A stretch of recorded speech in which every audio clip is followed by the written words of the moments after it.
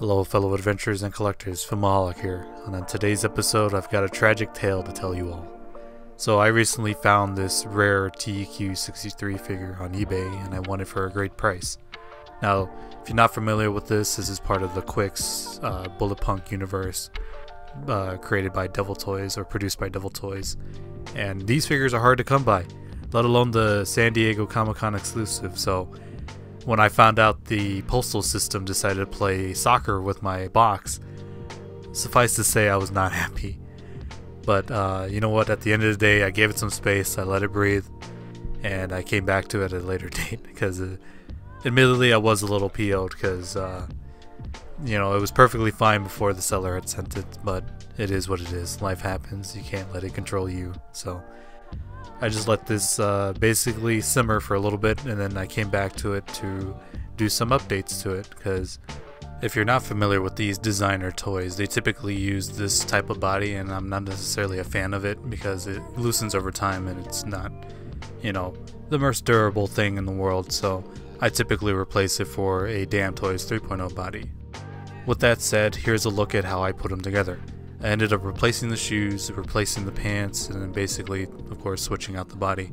Fortunately for this type of body, the hands just plug right into the body, so it's not necessarily something that I have to go out and replace one for one, so yeah. Overall, basically this figure, or the difference between all these figures in this line, is the sweater and the shirt, and basically some of the paint. Not necessarily any new sculpted detail or anything like that. They do all come with the same accessories, except for this guy. He never came with the high top shoes, but you know, this wasn't complete either way. It didn't come with the dog either, so regardless, I was just happy to find this figure at a great price because it was considerably less than what some people are asking for online. So, and that's something that I've kind of noticed with all the figures that I've gotten from this line, is that they may not be perfect examples of the figures because they're broken, they have discoloration or what have you, so it's more of a representation of how I collect things. You know, I wait for the deals, and even if it's something that I end up having to repair, that's perfectly fine by me because I end up modifying my figures anyways.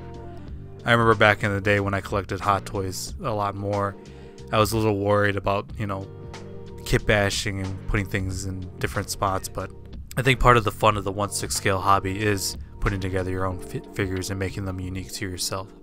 But with that said, here's a look at the other two figures that are in this line that are sharing the same head sculpt and all that.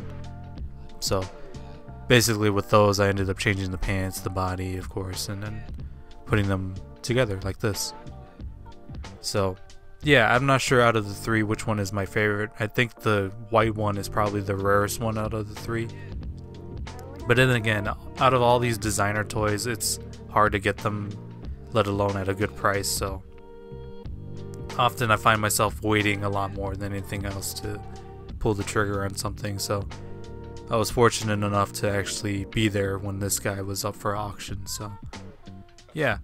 I'm not entirely sure what Bait is as a company, but I know they did a collaboration with Bullet Punk, Devil Toys, and Quicks to release this figure back in 2016, so going off of their website, allegedly they still have these in stock at the price, the MSRP, but don't take my word on whether or not that's accurate. But I'd be curious to see if anyone does order that, if it does pull through, because it's been so many years removed from 2016.